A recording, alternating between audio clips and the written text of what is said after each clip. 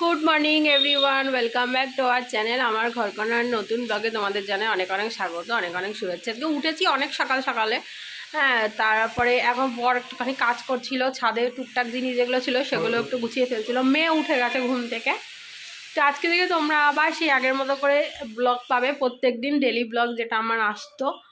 আর এখন আমি বিছনা গোছাবো, তার আগে না তোমাদেরকে একটু দেখাই। এই চাদরটা কালকে পেতেছি, জানো তো, এই সাদা চাদরটা কালকে পেতেছি। তো গুছিয়ে নিই, তারপর তোমাদেরকে বলবো যে কেমন লাগছে না লাগছে। তোমরা অবশ্যই কমেন্ট করো। মেয়ে যাবে স্কুলে, তো চলো আগে সমস্ত কাজকর্ম সেরে তারপর আবার তোমাদের সাথে আসছি। এরকম মেয়ে উঠে গেছে, আর বাইরের ওয়েদারটা একটু রোদ্দুর রোদ্দুর, ওই যে সবে রোদ্দুরটা ওই দিক দিয়ে পড়ছে। আর এইখানটা এখনও ছায়া, আমাদের এই ছাদটা এখনও এখানে ছায়া আছে। তো এগুলো এগুলো এখন পরিষ্কার হচ্ছে। যে রঙের বালতির মধ্যে একটু রঙ আছে, এই রঙটা আমরা বাথরুমে করে দেবো। ঠান্ডা ঠান্ডা হাওয়া দিচ্ছে, বাইরে বসে আছিস তুই, দেখবি কেন কেমন ঠান্ডা লাগে এই ঠান্ডা হাওয়াটা গায়ে লাগালে। নতুন নতুন ঠান্ডা হাওয়া। রেখে দাও রেখে দাও, রাখো রাখো। তো আমাদের তো দুটো জিনিস কালকে দিয়ে গেছে। একটা হচ্ছে এটা, দেখো এই জিনিসটা দিয়ে গেছে, আর এইটাও দিয়ে গেছে। তো এই দুটো এখন ইনস্টলের আর রান্নাঘরটাকে কেমন গুছিয়েছি দেখো। আগে পুরোটা সেট আপ হয়ে গেলে তারপর তোমাদেরকে একটা ট্যুর দেবো, ঠিক আছে। রান্নাঘরটাকে আমি এরকম গুছিয়েছি দেখো। এখন আপাতত যেহেতু এখানে এখনও এই মানে এই গ্যাসের সামনে এখানটা এখনও কভারটা বসবে, তো এর জন্য আমি সেরকমভাবে তোমাদের সাথে এখনও পর্যন্ত দেখাতে যেতে ভেবেছিলাম পুরোটাও হয়ে যাবে সেটা, তারপরে তোমাদের সাথে শেয়ার করবো। তো অল্প একটু শেয়ার করে দিচ্ছি। এই দেখো, ঠিক আছে, আপাতত এই অবস্থায় আছে। এবার এখানে ওয়াশিং মেশিনটা এখানে থাকবে, চিমনি তো দেয়ালেই বসবে, তোমরা জানো। তো এই হচ্ছে ব্যাপার। আর এই কালারটা কেমন লাগছে অবশ্যই কমেন্ট করে জানিও। দেখো গেল।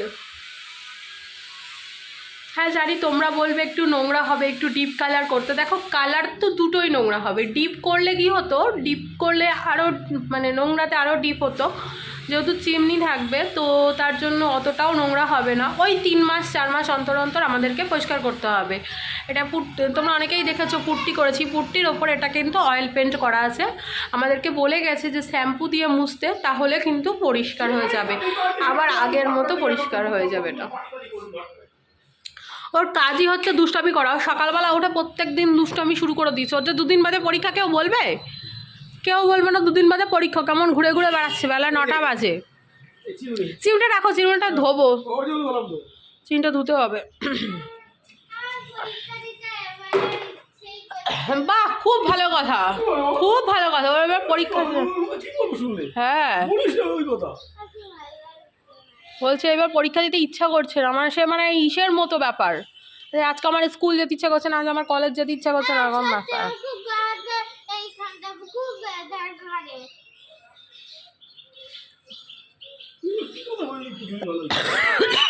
মেয়েকে রেডি করে আগে স্কুলে পাঠিয়ে নিয়ে একটু পর তো 11টা থেকে স্কুল, তারপরে বাকি কথা তোমাদের সাথে হচ্ছে। ততক্ষণ বিছনাগুলো একটুখানি গুছিয়ে নিই। এই চাদরটা আমি ভেবেছিলাম এবার পুজোর সময় পাতবো, কিন্তু পরে দেখলাম যে পুজোর পরেই যখন কাজ হবে।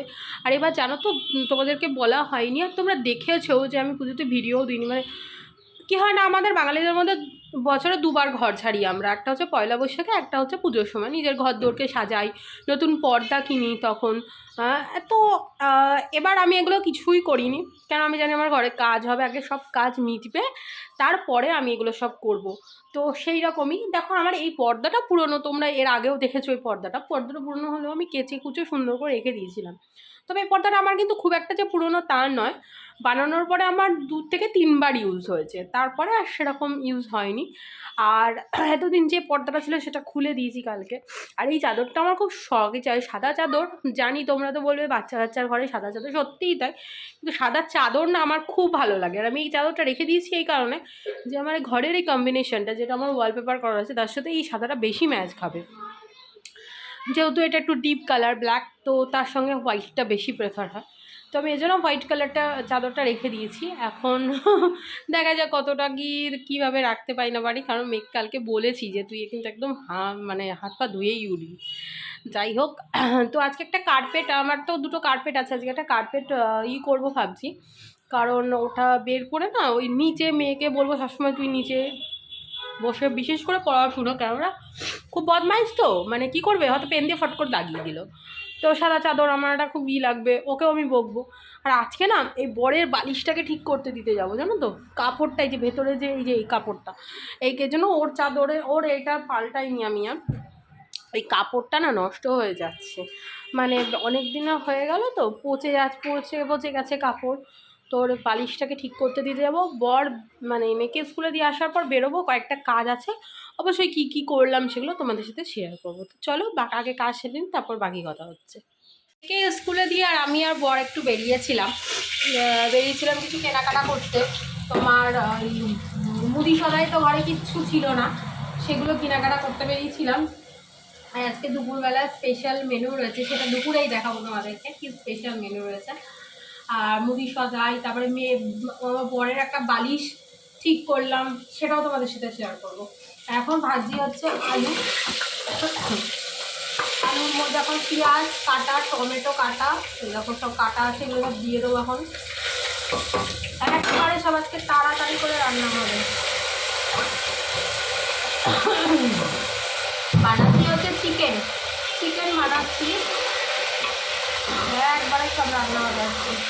আর আমার বর আজকে আমার মানে চিকেন নিয়ে এসছে, খাটনি কমিয়ে দিয়েছে, জানো কি এনেছে, এই পেস্টটা নিয়ে এসছে, এইটা হচ্ছে এভারেস্টের তোমার হচ্ছে জিঞ্জার গার্লিক পেস্ট, তো এটা নিয়ে এসছে। এবার বলছে তুমি এত বেলায় করে যাবে, রান্না করবে কখন, মেয়ে এসে কখন স্কুল থেকে খাবে, তো এটা নিয়ে চলো, এটা তোমার অনেক হেল্পফুল হবে, তো এই জন্য এটা নিয়ে এসছি। আর এখন এই রান্নাটা করছি, চিকেন রান্নাটা। তো চলো চিকেন রান্না হয়ে গেলে তোমাদের দেখাবো যে স্পেশাল মেনু কি। আমি আমার নতুন রান্না করছি, কেমন লাগছে বলো তোমাদের সাথে। এইভাবে কোনোদিন আমি কথা বলিনি, কোনোদিন আমি এভাবে ব্লগ করিনি, আমার রান্নাঘর থেকে এভাবে ব্লগ আবার তোমরাই প্রথম দেখছো। রান্নাঘরটা সাজিয়ে নিই, রান্নাঘরের ট্যুর একটা তোমাদেরকে অবশ্যই আমি শেয়ার করবো, ঠিক আছে? কেমন লাগবে সেটা কিন্তু অবশ্যই কমেন্ট করো। চলো মেয়ে আনতে গেছে বড়, তাড়াতাড়ি করে ঝপঝপ করে রান্না করি, এই তোমাদের সাথে বেশি কথা বলতে গেলে আমার একদম টাইমটা নষ্ট হয়ে যাবে। তো চলো আগে রান্না করে নিই, তারপর কথা বলি। তো স্পেশাল মেনুতে আজ আমাদের ছিল হচ্ছে বিরিয়ানি আর হচ্ছে চিকেন কষা, যেটা আমি নিজে বাড়িতে বানিয়েছিলাম চিকেন কষাটা, আর বিরিয়ানিটা অবশ্যই বাইরে থেকে কিনে আনা, মানে আলু বিরিয়ানি। আজ থেকে ভেবেছি মেয়েকে নিয়ে নিচেই পড়তে বসবো। মেন ব্যাপারটা হচ্ছে দেখো, সাদা বিছনার চাদর যেহেতু, আর বিছনার চাদরটা নোংরা হয়ে গেলে ফট করে পেন্সিলে দাগ লেগে গেলে দেখতে ভালো লাগবে না। তো শীতকালও পড়ে গেছে, যেহেতু আমাকে কার্পেটটা নিচে পাততেই হবে, তো দেখো যে কার্পেটটা এখানে পেতে নিয়েছি, অনেক বড় কার্পেট জানো তো, আর এখানে বেশ ছড়িয়ে ছিটিয়ে বেশ বড় বসাও যাবে, আর পড়তে বসতে গেলে বাচ্চাদের একটু বড় জিনিসই বড় জায়গা লাগে, তো ওরাও তো অনেক ছড়িয়ে ছিটিয়ে নিয়ে বসে। তো নিচেই এখন থেকে মেয়েকে নিয়ে পড়তে বসবো, কারণ বিছনার চাদরে দাগ লেগে গেলে আমার খুব গায়ে লাগবে, মেয়েকেও বকাবকি করবো।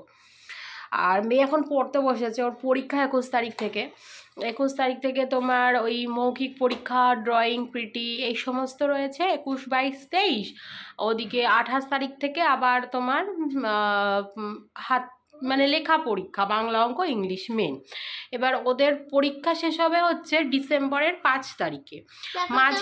মাঝে না দেখছি দাঁড়া, মাঝে না কি বলো তো, মানে গ্যাপ দিয়েছে, 3 দিন 4 দিন করে করে গ্যাপ দিয়েছে, তো ওই কারণে একটু সুবিধা হয়েছে, পড়তেও পারবে। সারা বছর তো পড়েই, তবুও বাচ্চারা যেহেতু একটার বড় সেইভাবে ম্যাচিওর বা না যে চলো ঠিক আছে নিয়ে পড়তে পারে, কিন্তু ওদেরকে একটু ধাতাতে হয়, হচ্ছে মেন কথা।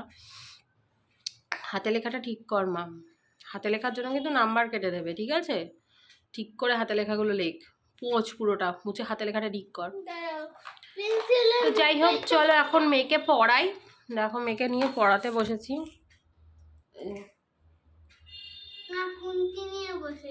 একদম খুন্তি নিয়ে বসেছি। দাঁড়াও খুন্তিটা তোমাদের দেখাই, কই গেল? এটা আমার অস্ত্র, এটা আমার অস্ত্র। কেন জানো তো, তোমরা ভাববে তো মারবো তো নিশ্চয়ই, হ্যাঁ মানে মারবো তো নিশ্চয়ই, পড়া না পারলে মারবো, আর বসে বসে বাদরামি করে পড়ার জায়গা ওর জন্য, তখন মারতে লাগে। তো তার জন্য তো চলো আগে ওকে পড়িয়ে নিই, তারপর আবার তোমাদের সাথে কথা হবে।